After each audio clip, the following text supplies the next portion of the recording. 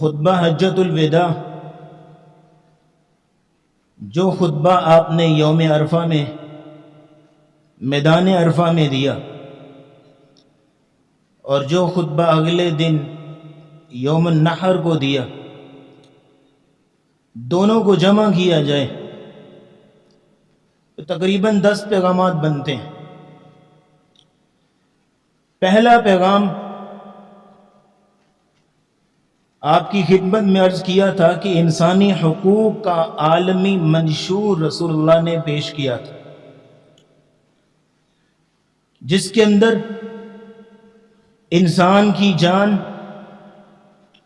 اس کا مال، اس کی عزت، اور چوتھی چیز مساوات، اور پانچویں چیز حق وراثت۔ انسانی حقوق میں یہ 5 بنیادی حقوق پچھلے خطبہ میں آپ کے سامنے رکھے تھے۔ انسانی حقوق کے اندر چھٹا اور آخری حق نوٹ کیجئے گا، پھر آگے چلیں گے۔ وہ ہے حقوق نسواں، عورتوں کے حقوق۔ عورت کا بنیادی پہلا اور کامن حق جو ہے وہ یہ ہے کہ عورت کو عزت دی جائے۔ عورت کے کئی روپ ہیں، ماں بھی ہے، بیوی بھی ہے، بہن بھی ہے، بیٹی بھی ہے، اسی طرح چچی، ممانی، خالہ، پھوپھی، اور بھی کئی روپ ہیں۔ تو جس رشتے کے تعلق سے جس عزت کی وہ مستحق ہے، وہ عزت اس کو دی جائے، یہ پہلا حق ہے عورت کا۔ یہ پہلا حق ہے، بنیادی حق ہے اور کامن حق ہے۔ اسی چیز کا پیغام انسانی حقوق کے تحت رسول اللہ نے خطبہ حجۃ الوداع کے موقع پہ بیان فرمایا۔ اور عورتوں میں سے جو رسول اللہ نے عورت کا روپ بیان کیا خطبہ حجۃ الوداع کے موقع پر، وہ بیوی کا روپ ہے۔ چونکہ انسان کے سب سے زیادہ قریب اور کلوز اس کی بیوی ہوتی،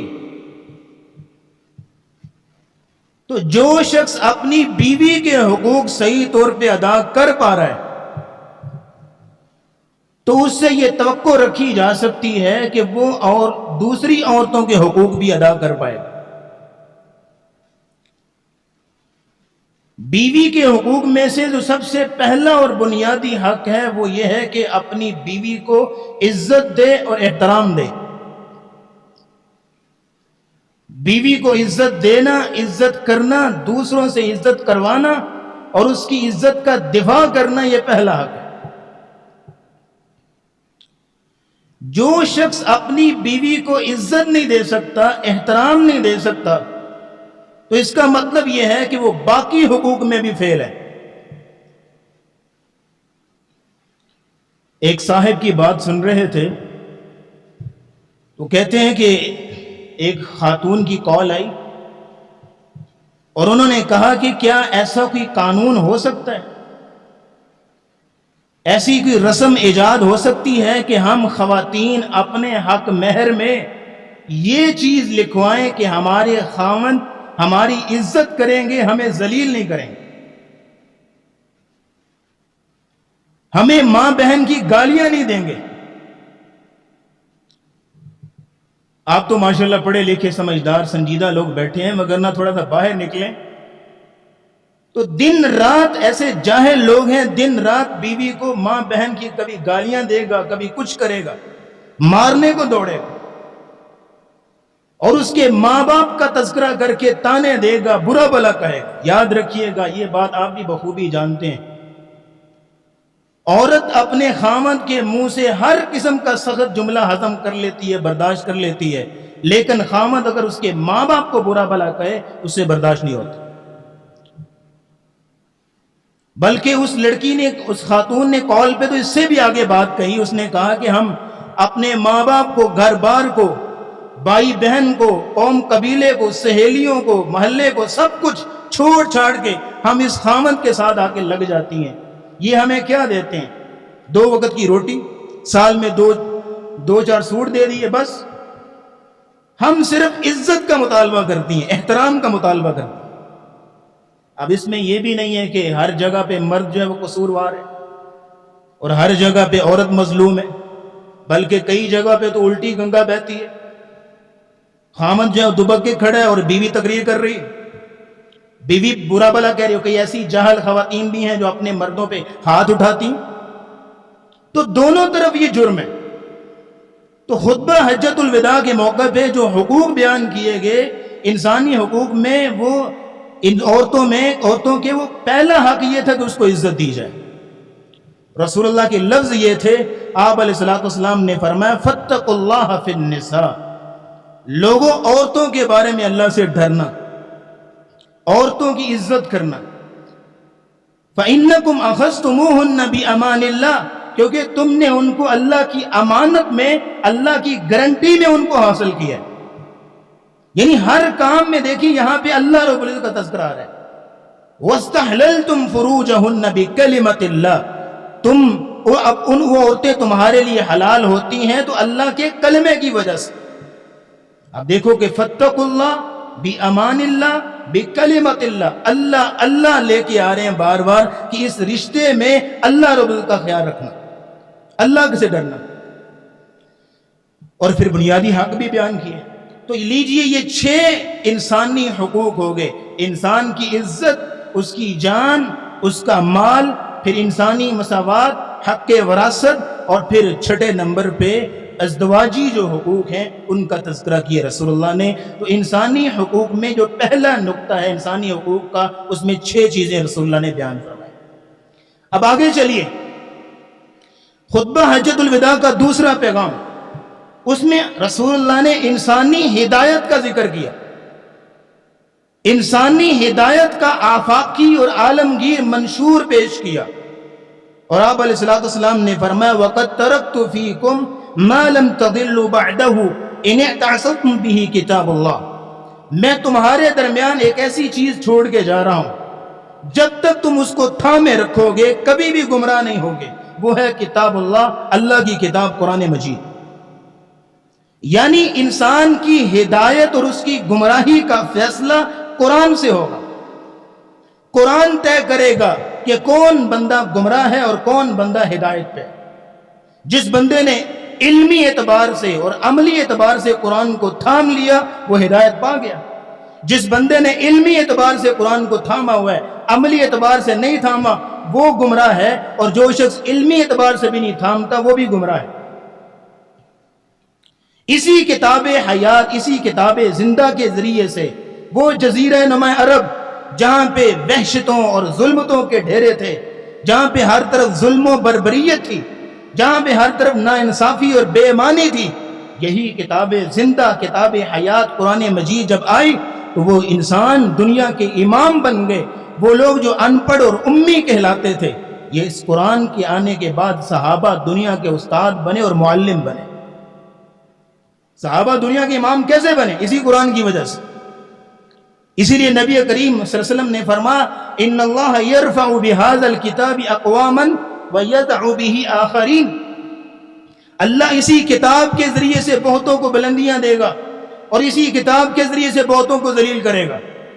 مطلب کیا ہے؟ امت مسلمہ کی ترقی اس کتاب کے ترازو میں تولی جائے گی. یہ کتاب قرآن مجید فیصلہ کرے گی کون شخص عروج حاصل کرے گا اور کون جو ہے وہ زوال حاصل کرے گا.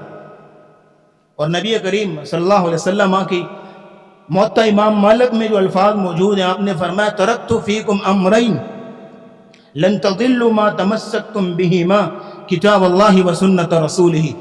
لوگوں میں تمہارے درمیان 2 چیزیں چھوڑ کے جا رہا ہوں، جب تک ان کو تھامے رکھو گے کبھی گمراہ نہیں ہوگی. وہ اللہ کی کتاب ہے اور رسول اللہ کی سنت. اور سچی بات آپ کو بتاؤں، تجربہ کر کے دیکھ لیجئے گا، اللہ کے فرامین قرآن کی شکل میں، رسول اللہ کے فرامین احادیث کی شکل میں، ان کو تھامنے سے ہی زندگی کے اندر حقیقی راحت ہے، حقیقی سکون ہے، حقیقی لذت ہے، حقیقی اطمینان ہے. وگرنہ پھر دھکے ہیں، خاری ہے، ذلیل ضلالت ہے اور جھوٹی تسلیاں ہیں جتنی بھی انسان اپنے آپ کو دے دے۔ اصل عزت، اصل راحت قرآن و حدیث کو فالو کرنے میں۔ اگر یہ اسلام دشمن لوگ اسلام کے شعائر قرآن مجید اور احادیث پہ انگلیاں اٹھاتے ہیں، حرف اٹھاتے ہیں، تو یہ ہماری کم عقلی ہے، اس میں ہمارا قصور ہے کہ ہم نے صحیح طرح سے اس کی عزت نہیں کی۔ اگر وہ لوگ قرآن کو اچھالتے ہیں، قرآن کو کی توہین کرتے ہیں، جلاتے ہیں، تو میں نے اور آپ نے قرآن کے لیے کیا کیا ہے؟ ہم تو اتنا بھی نہیں کر سکتے کہ اس قرآن کو صحیح طریقے سے پڑھ لیں، اور اگر کسی کو پڑھنا آتا ہے تو اتنا نہیں کر سکتا کہ اس کو سمجھ لے، اور اگر کوئی سمجھ لیتا ہے تو اس کی اتنی توفیق نہیں ملتی کہ اس کے مطابق اپنی زندگی کو ڈھال لے۔ جب میں نے اس کو پڑھنا ہی نہیں سیکھا، میں نے اس کو سمجھا ہی نہیں ہے، اور کبھی زندگی میں اس پہ عمل کیے ہی نہیں میں نے، تو مجھے تکلیف نہیں ہونی چاہیے کہ کون ہے جو اس قرآن کی توہین کر رہا ہے، کون ہے جو اس قرآن کو جلا رہا ہے، کیونکہ جو سلوک میں نے قرآن کے ساتھ کیا ہے وہ شاید دشمنوں نے نہیں کیا۔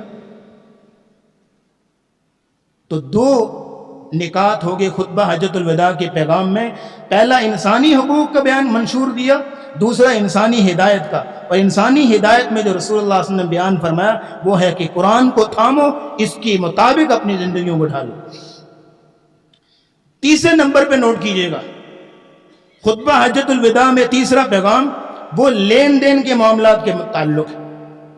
لین دین کے معاملات میں نبی کریم صلی اللہ علیہ وسلم نے جو چیز بیان فرمائی، آپ نے فرمایا وَرِبَ الْجَاهِلِيَّةِ مَوْضُوعٌ، میں ہر قسم کا سود ختم کرتا ہوں۔ وَأَوَّلُ رِبًا أَضَعُ رِبَانَ عباس ابن عبد المطلب، جو سب سے پہلا سود میں ختم کرتا ہوں وہ عباس بن عبد المطلب کا ہے، جو میرے چچا ہیں، میں ان کا سارا سود ختم کرتا ہوں۔ عباس بن عبد المطلب جاہلیت میں سودی لین دین کرتے تھے جو اس معاشرے میں چلتا تھا، اور قبیلے بنی ثقیف کے کندھوں پہ حضرت عباس کی سود سمیت ایک کثیر رقم تھی ان کے ذمہ جو انہوں نے واپس کرنی تھی، اور وہ سود بڑھتے بڑھتے بڑھتے بڑھتے وہ رقم کافی بڑھ چکی تھی۔ تو نبی کریم صلی اللہ علیہ وسلم نے حجۃ الوداع کے موقع پہ فرمایا میں جاہلیت کا سارا سود ختم کرتا ہوں، اور سب سے پہلے اپنے چچا عباس کا سود ختم کر رہا ہوں۔ اور آپ علیہ السلام نے یہ سود سے منع، کیونکہ اللہ اور اس کے رسول کے خلاف جنگ ہے۔ سود کسے کہتے ہیں؟ پیسے کے بدلے پیسہ لینا، لیکن بڑھا چڑھا کے، یا یہ ہے کہ کسی کے ساتھ کاروبار کرنا لیکن اپنی پروفٹ کو فکس کر لینا، یہ بھی سود ہے۔ یاد رکھیے سود کو نہ غریب ناپسند کرتا ہے نہ امیر ناپسند کرتا ہے۔ غریب کہتے ہیں وقتی طور پہ میرا کام نکل رہا ہے، مجھے کیا مسئلہ 4 پیسے زیادہ دینے میں، میرا کام بن رہا ہے۔ اور امیر کہتا ہے ٹھیک ہے لانگ ٹرم فائدہ ہی فائدہ ہے، امیر کا تو ہے ہی فائدہ۔ ناپسند اگر کوئی کر رہا ہے تو صرف اللہ کر رہا ہے۔ اس کی وجہ یہ ہے کہ اوور آل پوری دنیا کی اکانومی کا بیڑا غرق اگر ہوتا ہے تو سود کی وجہ سے ہوتا ہے۔ انشاءاللہ کسی جمعے خطبہ رکھیں گے جس میں ہم بیان کریں گے کہ مروجہ جو مارکیٹوں میں سودی کا جو کاروبار کس طرح چل رہا ہے اور کیا لین دین ہو رہا ہے، کیا طریقے کار ہے سود کے، وہ سارے انشاءاللہ بیان کریں گے۔ اور پھر سود کے جو نقصانات ہیں اوورآل پوری دنیا پہ، پوری دنیا کی اکانومی پہ، وہ سارے انشاءاللہ ذکر کریں گے۔ اور یاد رکھیے گا کہ روز بروز جو یہ مہنگائی بڑھ رہی ہے اور فاقوں اور غربت کی نوبت آ رہی ہے، یہ سودی کاروبار کی وجہ سے۔ تو رسول اکرم صلی اللہ علیہ وسلم نے لین دین کے معاملات میں جو تیسرا حجۃ الوداع کا پیغام ہے اس میں سود سے منع فرمایا، اور پھر امانت داری کا درس دیا۔ آپ علیہ السلام نے فرمایا وَمَنْ كَانَتْ عِنْدَهُ أَمَانَةٌ فَلْيُؤَدِّهَا إِلَى مَنِ ائْتَمَنَهُ عَلَيْهَا، جس بندے کے پاس امانت ہو وہ مالک کے حوالے کر دے۔ لا دین لمن لا امانت لہ، کیونکہ جس بندے کے اندر امانت داری نہیں اس بندے کا تو دین ہی کوئی نہیں۔ لیکن ہمارے ہاں ہم بے معنی بھی پوری ایمانداری سے کرتے ہیں، بے معنی بھی پوری ایمانداری سے ہو رہی ہوتی ہے، پوری عقل سے، پوری پلاننگ سے ہو رہی ہوتی ہے۔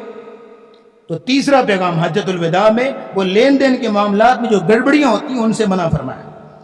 چوتھا پیغام نوٹ کیجئے گا، چوتھے پیغام میں رسول اللہ صلی اللہ علیہ وسلم نے معاشرے کے اندر پائی جانے والی جو جاہلانہ رسم و رواج ہیں، جو جاہلی طور طریقے ہیں، اس سے منع فرمایا۔ آپ علیہ الصلوۃ والسلام نے فرمایا الا کل شیء من امر الجاہلیت تحت قدمی موضوع، جاہلیت کے تمام طور طریقے، جاہلیت کے تمام رسم و رواج، ان کو میں اپنے پاؤں تلے رونتا ہوں۔ اور آپ علیہ الصلوۃ والسلام نے فرمایا وَدِمَاءُ الْجَاهِلِيَّةِ، اور جاہلیت کی دشمنیاں جو نسل در نسل چلتی آ رہی ہیں کسی خون کی وجہ سے، وہ میں ساری ختم کرتا ہوں، اور سب سے پہلا خون جو میں معاف کرتا ہوں وہ اپنے قبیلہ بنی ربیعہ بن حارث کا خون معاف کرتا ہوں۔ آپ علیہ الصلوۃ والسلام نے جو جاہلی رسم و رواج ہیں ان کو ختم کیا، اور آپ نے فرمایا کہ اربع فی امتی من امر الجاہلیہ، 4 چیزیں میری امت میں جاہلیت کے طور طریقے ہیں۔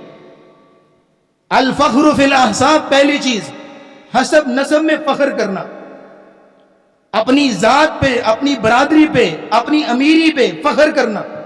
میری کوٹھی ڈیفنس کے اندر ہے، میں اس سے بڑا اور اعلیٰ ہوں، میرا گھر جو ہے بیریا ٹاؤن میں ہے، میری ذات اعلیٰ ہے، میرے بچے ابراڈ پڑھتے ہیں، میرے بچے ڈاکٹر ہیں، فخر کرتا ہے دوسرے رشتہ داروں پہ۔ اور دوسری چیز آپ نے فرمایا وَالطَّعْنُ فِي الْأَنْصَابِ، نسب کے اندر ذات اور برادری پہ تان کرنا، دوسرے کی نچلی ذات پہ مذاق اڑانا، اس کی غریبی پہ، اس کی چھوٹی گاڑی کا، اس کی نوکری کا مذاق اڑانا، اس کے چھوٹے گھر کا مذاق اڑانا۔ آپ نے فرمایا وَالطَّعْنُ فِي الْأَنْصَابِ، اور نبی اسلام نے فرمایا بِحَسْبِ امْرِئٍ مِّن شَرٍّ أَن يَحْقِرَ أَخَاهُ الْمُسْلِمَ، کسی بندے کے لیے، کسی بندے کے برا ہونے کے لیے اتنا ہی کافی ہے کہ وہ اپنے مسلمان بھائی کو حقیر سمجھے، اس کو ادنا سمجھے۔ تو 2 چیزیں ہوں گی، الطعن فی الانصاب والفخر فی الاحساب، اور تیسری چیز والاستسقاء بالنجوم، جاہلی رسم و رواج میں، جاہلی طور طریقوں میں تیسری چیز آپ نے فرمائی وہ یہ تھی کہ ستاروں سے قسمت کا حال معلوم کرنا، ستاروں سے بارش طلب کرنا، اور چوتھی چیز والنیاحۃ، فوت شدگان پہ ماتم کرنا، بین ڈالنا، نوحہ کرنا۔ یہ 4 چیزیں رسول اللہ اکرم صلی اللہ علیہ وسلم نے فرمایا یہ جاہلیت کی ہیں، اور آپ نے فرمایا تمام جاہلانہ طور طریقے میں آج ختم کر رہا ہوں۔ آج ہمارے معاشرے میں 10 رسم و رواج ہیں جاہلانہ، 10 جو ہیں طور طریقے ایسے ہیں۔ ایک شادی ہوتی ہے اور شادی سے پہلے 10 رسم و رواج ہیں، شادی کے بعد 10 رسم و رواج ہیں، اور شادی کے اندر جاہلانہ رسم و رواج ہیں جن کا کوئی فائدہ ہی نہیں، کوئی توق نہیں ہے، اور بندہ ایسے جگڑا جا چکا ہے ان رسموں کے اندر کہ بندہ فرق ہی نہیں کر پاتا کہ شرعی کام کون سا ہے اور غیر شرعی کام کون سا ہے، فرق ہی نہیں ہوتا اس۔ تو نبی کریم صلی اللہ علیہ وسلم نے فرمایا کہ جو معاشرے کے اندر یہ جو سینکڑوں فضول نظریات اور فضول طور طریقے اور فضول جو ہے وہ ایک عجیب سے ہمارا نظریہ بن جاتا ہے کسی چیز کے متعلق، ان کو ختم کیا جائے۔ یہ 4 باتیں ہوں۔ 5واں پیغام خطبہ حجۃ الوداع کا وہ یہ تھا کہ رسول اکرم صلی اللہ علیہ وسلم نے عملی نمونے کا منشور پیش کیا۔ مثال کے طور پہ جو شخص کسی کو نصیحت کرنا چاہتا ہے، کسی کو بھاشن دینا چاہتا ہے، اپنے گھر میں اپنے بچوں کو نصیحت کرنا چاہتا ہے، اپنی بیوی کو نصیحت کرنا چاہتا ہے، باہر نکل کے دوسرے لوگوں کو نصیحت کرتا ہے، نیکی کا حکم دیتا ہے، برائی سے منع کرتا ہے، اس بندے کے اوپر لازم ہے کہ نصیحت کرنے سے پہلے، اپنی زبان کھولنے سے پہلے اپنا عملی نمونہ لوگوں کے سامنے رکھے، اپنا پریکٹیکل پیش کرے، یہ اس کے اوپر لازم ہے۔ یہ 5واں پیغام ہے حجۃ الوداع کہ جس بندے نے بھی نصیحتیں کرنی ہے پہلے عملی نمونہ لوگوں کے سامنے رکھے۔ آپ علیہ الصلوۃ والسلام نے ابھی آپ نے دیکھا کہ جب آپ نے سود سے منع کیا تھا تو آپ نے کیا کہا تھا کہ سب سے پہلے میں اپنے گھر کا سود ختم کرتا ہوں۔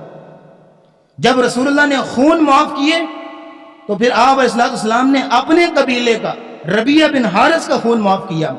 یعنی اگر لوگوں کو حکم دیا تو سب سے پہلے اپنے گھر کا معاملہ ختم کیا۔ یہ ہے عملی نمونہ پیش کیا رسول اکرم کہ جب انسان دوسروں کا نصیحت کرے تو پہلے اپنا پریکٹیکل پیش کرے۔ امام احمد بن حنبل رحمہ اللہ تعالی بہت بڑی کتاب لکھی مسند احمد، 27,000 پلس حدیثیں ہیں۔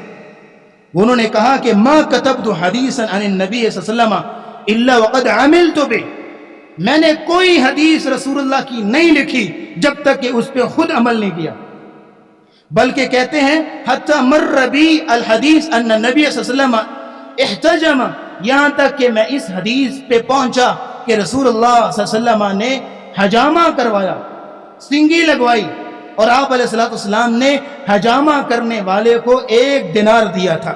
یہ حدیث جب میں نے پڑھی، میں نے ایک حجامہ کرنے والے کو بلوایا، اس سے حجامہ کروایا، اس کو 1 دینار دیا، پھر میں نے یہ حدیث لکھی۔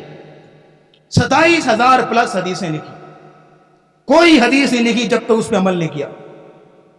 یہ عملی نمونے کا منشور ہے، یہ پیغام ہے حجۃ الوداع کا۔ امام حسن بصری رحمہ اللہ خطبہ جمعہ پڑھا کے بیٹھے تھے کہ چند غلام اکٹھے ہو کے ان کے پاس آئے اور آگے کہتے ہیں امام آپ خطبہ بڑا اچھا دیتے ہیں، لوگ آپ کی بات کا بڑا اثر لیتے ہیں اور آپ کی بات پہ بڑا عمل کرتے ہیں۔ حدیثوں کے اندر غلاموں کو آزاد کرنے کی بڑی تلقین آئی ہے، کبھی ایسی حدیثیں سنائیں، ہم غلام لوگ ہیں، شاید کسی کے دل میں آزاد کر دے تو ہماری زندگی بن جائے، ایسی حدیثیں لوگوں کو سنائیں۔ اگلا خطبہ ہے امام نے یہ بات نہیں کی اس موضوع پہ، پھر اس سے اگلا دوسرا خطبہ ہے امام نے پھر بات نہیں کی، تیسرا خطبہ جب آیا تو امام حسن بصری نے غلاموں کو آزاد کرنے پہ خوب حدیثیں سنائیں، خوب جو نصیحتیں کی اور بڑا اچھا خطبہ دیا۔ جب جمعہ ختم ہوا تو لوگ باہر نکلے، جو کر سکتا تھا اس نے اپنے غلام کو آزاد کیا اور بڑھ چڑھ کے کیا۔ غلام آزاد ہو گئے، اب وہ غلام اکٹھے ہو گئے، خوشی خوشی امام صاحب کے پاس آئے اور کہا کہ آپ نے ہمیں 3 خطبے انتظار کروایا، وجہ کیا ہے؟ تو امام صاحب نے کتنی خوبصورت بات کہی اور کہنے لگے کہ میں انتظار کر رہا تھا کہ میرا رب مجھے مال دے اور میں اس مال سے غلام خریدوں اور پھر بغیر کسی دنیاوی مفاد کے اللہ کی رضا کے لیے ان غلاموں کو آزاد کروں اور پھر آ کے ممبر پہ لوگوں کو غلاموں کی آزادی کا درس دوں اور تلقین کروں، کیونکہ میں یہ نہیں چاہتا کہ وہ بات لوگوں کو کہتا پھروں جو خود نہیں کرتا۔ یہ ہے عملی نمونے کا منشور جو رسول اللہ نے خطبہ حجۃ الوداع کے موقع پر بیان فرمایا۔ اللہ رب العزت ہمارے اندر بھی یہ چیز پیدا فرمائے۔ 5 پیغام ہو گئے، 6واں پیغام حجۃ الوداع کا وہ یہ ہے کہ رسول اللہ صلی اللہ علیہ وسلم نے فکر آخرت پہ درس دیا اور فکر آخرت پہ کوئی لمبی چوڑی تقریر نہیں کی، ایک جملہ بولا اور وہ جملہ ایسا ہے کہ دلوں کو ہلا کے رکھنے والا ہے۔ نبی اسلام کا جملہ یہ تھا وَسَتَلْقَوْنَ رَبَّكُمْ، لوگو تم ایک دن اپنے رب کے پاس ضرور جاؤ گے، وَيَسْأَلُونَ عَنْ أَعْمَالِكُمْ، اور وہ تمہارا رب تمہارے اعمال کے بارے میں تم سے پوچھے گا۔ بس یہ جملہ بولا اور لوگ زاروں کی طرح رونے لگ گئے کہ تمہارا رب تمہارے اعمال کے بارے میں پوچھے گا، اور ظاہر ہے کہ اس نے زندگی دی ہے اور زندگی کے بارے میں پوچھے گا، اس نے جسمانی اعضاء دیے ہیں، وہ جسمانی اعضاء کے بارے میں پوچھے گا کہ کہاں لگا کے آئے۔ اگر تو اس کی مرضی کے مطابق پوری زندگی گزاری ہے پھر تو پوچھنے کی نوبت ہی نہیں ہے، لیکن اگر اس کی نافرمانی میں لگائی ہے تو پھر تو پوچھے گا۔ اور جس بندے سے پوچھ لیا گیا کہ تم نے یہ کام کیوں کیا، فقد ہلاک، وہ مارا گیا۔ من نوقش الحساب فقد ہلاک۔ رسول اکرم صلی اللہ علیہ وسلم نے فکر آخرت پہ درس دیتے ہوئے دجال کا بھی ذکر کیا۔ آپ علیہ السلام نے فرمایا لوگوں کوئی نبی ایسا نہیں ہے کہ جس نے اپنی امت کو دجال کے فتنے سے آگاہ نہ کیا ہو، میں بھی آگاہ کرتا ہوں۔ نبی نوح نے بھی اپنی قوم کو آگاہ کیا تھا اور ان کے بعد آنے والوں نے بھی، پھر آپ نے دجال کی کچھ نشانیاں بھی ذکر کی۔ تو 6واں پیغام یہ ہے حجۃ الوداع کا کہ فکر آخرت کی فکر ہو کہ ہمارا رب ہم سے پوچھے گا، اعمال کی پوچھ گچھ ہوگی۔ جب یہ فکر اپنے دل میں ہم نے ڈال لی تو پھر زندگی خوبصورت ہو جائے گی، پھر زندگی سنہری ہوگی، پھر جو ہے وہ کسی حدیث پہ عمل کرنا مشکل نہیں ہوگا، پھر قرآن کی کسی آیت پہ عمل کرنا مشکل نہیں ہوگا، پھر کوئی گناہ کرنا آسان نہیں ہوگا جب یہ فکر ہمارے دل میں آ گئی۔ اللہ رب العزت یہ جملہ جو رسول اللہ نے بولا ہے ہمارے دل میں ڈال دے۔ 7واں پیغام حجۃ الوداع، رسول اکرم صلی اللہ علیہ وسلم نے جنت کا پیغام پیش کیا کہ اگر یہ کام کر لو گے تو جنت میں داخل ہو جاؤ۔ نبی کریم صلی اللہ علیہ وسلم نے فرمایا اتقوا اللہ ربکم، لوگوں اپنے رب سے ڈرو، گناہ کرتے ہوئے اپنے رب سے ڈرو، گناہ کرتے ہوئے اپنے رب سے شرم آنی چاہیے، ڈر ہونا چاہیے۔ یہ ہے اتقوا اللہ ربکم کہ اپنے رب سے ڈرو۔ دوسرا کام وصلوا خمسکم، 5 نمازیں پڑھو، وصوموا شہرکم، رمضان کے روزے رکھو، وَأَدُّوا زَكَاةَ أَمْوَالِكُمْ، اپنے مالوں کی زکات دو، وَأَطِيعُوا ذَا أَمْرِكُمْ، اور اپنے حکام کی اپنے عمراء کی اطاعت کرو اگر وہ قرآن و حدیث کے مطابق چلتے ہیں۔ تَدْخُلُوا جَنَّةَ رَبِّكُمْ، یہ کام جب تم کر لو گے تو اپنے رب کی جنت میں داخل ہو جاؤ گے۔ اب دیکھیے کہ کیسا اجمالی پیغام ہے کہ تمام چیزوں کا ذکر کر دیا گیا اور جنت کا پیغام اور جنت کا خوبصورت نسخہ ہمارے سامنے رکھ دیا گیا کہ اگر باقاعدہ یہ کام کرو گے تو تم جنت میں داخل ہو جاؤ گے۔ اب یہ پیغام آپ کے سامنے آ چکا ہے، تو جس بندے کو حقیقی طور پہ رسول اللہ سے محبت ہے تو وہ حجۃ الوداع کے اس پیغام کو اپنے سینے سے باندھے گا۔ جس بندے کو نام کی محبت ہے تو وہ جھٹک جائے گا، مسجد سے باہر نکلے گا، اس کو پتہ بھی نہیں ہوگا کہ میں نے کون سے پیغام سنے اور کون سے نہیں سنے۔ 8واں پیغام سنیے گا حجۃ الوداع کے موقع پہ جو رسول اللہ نے دیا، وہ یہ تھا، عدالتی قانون سازی کا ایک قانون بیان فرمایا۔ اسلامی سلطنت کے عدالت عظمیٰ کے چیف جسٹس نے ایک قانون پیش کیا۔ آپ علیہ السلام نے فرمایا، الا لا یجنی جان الا علی نفسی، لوگوں یاد رکھو، جان لو کہ مجرم اپنے جرم کا خود ذمہ دار ہے۔ ولا یجنی والد علی ولدہ، کسی بچے کے جرم کی وجہ سے اس کے والد کو نہیں پکڑا جائے گا۔ ولا مولود علی والدہ، اور یا کسی باپ کے جرم کی وجہ سے اس کے بچے کو نہیں پکڑا جائے گا۔ جو مجرم ہے وہ اپنے جرم کا خود ذمہ دار ہے۔ عربوں میں ہوتا تھا اور آج ہمارے ہاں بھی یہ ہوتا ہے، جرم کس نے کیا ہے اور اس بندے کے ساتھ ساتھ اس کے ساتھ چاہے اس کے جو تائے چچے ہیں اور دیگر ہیں، سب کو جو ہے وہ رگڑ دیا جاتا ہے۔ اور آج جیسے کہ کسی بندے نے جرم کیا اور وہ بھاگ گیا، پولیس آتی ہے، دیکھا وہ نہیں مل رہا، گھر میں جو بھی ملا، اس کا باپ بیٹھا ہے، اس کا بھائی بیٹھا ہے، تایا چچا بیٹھا ہے، اس کو پکڑ کے جیل میں لے جاتے ہیں۔ جرم کسی اور نے کیا ہے اور جیل کی سلاخوں کے پیچھے کوئی اور چل رہا ہے۔ تو یہ ایسا نہیں، آپ علیہ السلام نے قانون دیا کہ جو شخص مجرم ہے اپنے جرم کا وہ خود ذمہ دار ہے، اس کا جرم کسی اور کے اوپر نہیں ڈالا جائے۔ اور پھر قانون سازی میں، عدالتی قانون سازی میں جو آپ نے ایک اور قانون پیش کیا، وہ یہ تھا کہ وَمَنِ ادَّعَىٰ إِلَىٰ غَيْرِ أَبِيهِ أَوْ انتَمَا إِلَىٰ غَيْرِ مَوَالِيهِ فَعَلَيْهِ لَعْنَةُ اللَّهِ۔ نبی اسلام نے فرمایا، جو شخص اپنے باپ کو چھوڑ کر اپنی نسبت کسی اور کی طرف کرتا ہے، اپنی ذات برادری کو چھوڑ کر کسی اور ذات برادری کی طرف نسبت کرتا ہے، فَعَلَيْهِ لَعْنَةُ اللَّهِ وَالْمَلَائِكَةِ وَالنَّاسِ أَجْمَعِينَ، اس پر اللہ کی لعنت ہو، فرشتوں کی لعنت ہو اور پوری انسانیت کی لعنت ہو کہ اپنے باپ کا نام چھوڑ کے آپ کسی اور کی طرف نسبت کر رہا ہے۔ ہوتا یہ ہے کہ جیسے کہ سورہ احزاب میں بھی آتا ہے کہ وَمَا جَعَلَ أَدْعِيَاءَكُمْ أَبْنَاءَكُمْ، کسی بندے کے پاس اولاد نہیں ہے، وہ کسی سے بیٹا لے کے پالتا ہے، تو اب ہوتا کیا کہ اس بیٹے کا نام جو ہے اپنے نام کے ساتھ جوڑتا ہے، اس کا بے فارم، اس کا آئی ڈی کارڈ جو بھی ہے وہ اپنے نام کے ساتھ لگاتا ہے۔ یہ غلط طریقہ ہے۔ جس کا بیٹا ہے، جس کا حقیقی بیٹا ہے، اسی کا نام چلے گا اور اسی کے نام سے اس کو منسوب کیا جائے گا۔ گاؤں میں کوئی اور برادری ہے، کوئی اور نسل ہے، شہر میں آ کے چودھری صاحب بن کے بیٹھ جاتا ہے، یہ بھی طریقہ غلط ہے۔ جو اصل ذات ہے، اصل برادری ہے، اصل خاندان ہے، اسی کی طرف اس کی نسبت کی جائے گی۔ یہ نبی کریم صلی اللہ علیہ وسلم اصول بیان فرمایا۔ 9واں اور سیکنڈ لاسٹ اصول یہ ہے، پیغام یہ ہے حجۃ الوداع کا، نبی کریم صلی اللہ علیہ وسلم نے اپنے خطبے کو ختم کرنے لگے اور آخری لائنیں آپ نے بولی اور آپ علیہ السلام نے فرمایا، میرے صحابہ وَأَنْتُمْ تُسْأَلُونَ عَنِّي فَمَا أَنْتُمْ قَائِلُونَ۔ 9واں پیغام سنیے گا اور آپ علیہ السلام نے فرمایا، میں اپنی تقریر کر چکا، قیامت کے دن تم سے میرے بارے میں پوچھا جائے گا، فَمَا أَنْتُمْ قَائِلُونَ، تو بتاؤ تم کیا کہو گے میرے بارے میں۔ تو صحابہ کرام نے بلند آواز اور یک زبان کہا، قالوا نشهد انك قد بلغت واديت ونصحت، اے نبی کریم صلی اللہ علیہ وسلم ہم گواہی دیتے ہیں کہ آپ نے اپنی نبوت اور رسالت کا حق ادا کر دیا، آپ نے اللہ کا دین ہم تک پہنچا دیا، آپ نے ہماری خیر خواہی کی اور نصیحت کی۔ جب آپ علیہ السلام کے سامنے اس وقت کی امت مسلمہ نے آپ کے بارے میں یہ ریمارکس دیے تو آپ علیہ السلام نے اپنی شہادت کی انگلی سے آسمان کی طرف اشارہ کیا اور آپ علیہ السلام نے فرمایا، اللہم اشہد، اللہم اشہد، اللہم اشہد، 3 مرتبہ، یا اللہ گواہ ہے میری امت کے میرے بارے میں یہ ریمارکس ہیں، یہ کومنٹ ہے اور یہ تبصرہ ہے، یا اللہ گواہ بن۔ پھر اس کے بعد نبی کریم نے فرمایا، 9واں پیغام، الا لیبلغ الشاہد الغائب، لوگوں جو یہاں موجود نہیں ہیں حجۃ الوداع کے موقع پر، وہ میرا آج کا پیغام ان تک پہنچا دیں جو آج یہاں موجود نہیں ہیں، جو آج موجود ہیں وہ پیغام میرا پہنچا دیں ان تک جو آج یہاں موجود نہیں۔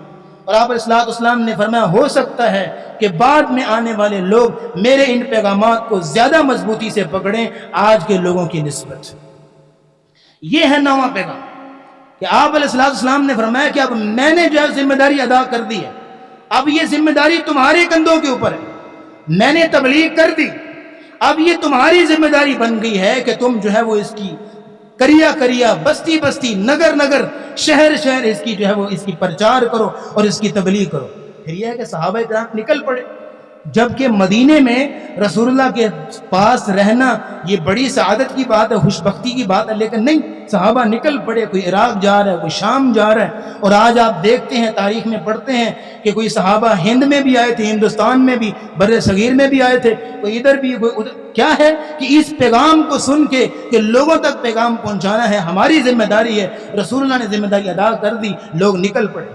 جب رسول اللہ دنیا سے چلے گئے، فوت ہو گئے، تو پھر مدینے میں جو معلم اور استاد صحابہ تھے وہ بہت ہی کم رہ گئے تھے، جو استاد اور ٹیچر صحابہ تھے وہ نکل گئے تھے تبلیغ دین کے لیے۔ تو 9واں پیغام یہ، 10واں اور آخری پیغام پھر بات ختم کرتے ہیں۔ رسول اکرم صلی اللہ علیہ وسلم نے آخری لائن بولی اور وہ یہ تھی، آپ علیہ السلام نے فرمایا، لوگوں میرے بعد اس دین پہ ڈٹے رہنا، ثابت قدم رہنا، جمع رہنا، الا جان لو فلا ترجعوا بعدی ضلالا، لوگوں میرے بعد گمراہ نہ ہو جائے، میرے بعد دین کو نہ چھوڑ دینا، میرے بعد گمراہی پہ نہ چل پڑنا۔ فَيَضْرِبُ بَعْضُكُمْ رِقَابَ بَعْضٍ، اگر تم ایسا کرو گے تو پھر ایسا ہوگا کہ تم ایک دوسرے کا گریبان پکڑ لو گے، ایک دوسرے کو ہی مارنے لگ جاؤ گے۔ پھر ایسا ہی ہوا، صحابہ کرام تو رسول اللہ کے نقش قدم پہ اور آپ کی تبلیغ پہ چل رہے تھے، لیکن کچھ منافق لوگ درمیان میں اٹھے، جس کی وجہ سے شہادت عثمان ہوئی، جس کی وجہ سے جنگ جمل، جنگ صفین ہوئی، وہ ان منافقوں کی وجہ سے ہوئی، وگرنہ صحابہ کرام تو ہمارے ستارے ہیں، ہمارے لیے عملی نمونہ ہیں، ہمارے لیے رول ماڈل ہیں۔ یہاں تک جو ہے وہ 10 پیغامات ختم ہوتے ہیں۔ اللہ رب العزت ہے کہ اللہ حجۃ الوداع کے ان پیغامات کو ہمارے سینوں میں محفوظ فرمائے۔ یہ 10 پیغامات ہیں، تلک عشرۃ کاملہ، اللہ رب العزت ان پر عمل کرنے کی توفیق عطا فرمائے۔ وآخر دعوانا الحمدللہ رب العالمین۔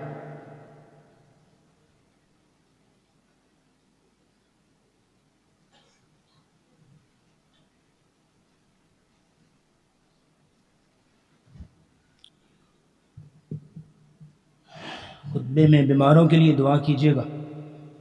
میری اپنی کچھ طبیعت 2-4 دنوں سے کافی علیل ہے، تو آپ سے خصوصی دعاؤں کی درخواست ہے۔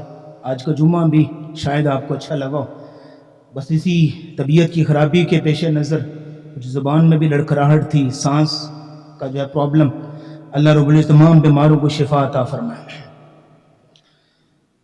إن الحمد لله نحمده ونستعينه ونستغفره ونعوذ بالله من شرور أنفسنا وسيئات أعمالنا، من يهده الله فلا مضل له ومن يضلل فلا هادي له، ونشهد أن لا إله إلا الله وحده لا شريك له وأن محمدا عبده ورسوله۔ اللهم صل على محمد وعلى آل محمد كما بارك وسلم عليه۔ اللهم اشف مرضانا ومرضى المسلمين، أذهب الباس رب الناس واشف أنت الشافي، لا شفاء إلا شفاؤك، شفاء لا يغادر سقما۔ اللهم ألبسنا لباس الصحة والعافية، اللهم اشفنا شفاء كاملا عاجلا۔ ربنا آتنا في الدنيا حسنة وفي الآخرة حسنة وقنا عذاب النار۔ اللهم إنا نسألك العفو والعافية في الدنيا والآخرة۔ اللهم اغفر لجميع موتى المسلمين الذين شهدوا لك بالوحدانية ولنبيك بالرسالة وماتوا على ذلك۔ ربنا تقبل منا إنك أنت السميع العليم، وتب علينا إنك أنت التواب الرحيم، وصلى الله تعالى على رسوله خير خلقه محمد وعلى آله وأصحابه أجمعين برحمتك يا أرحم الراحمين۔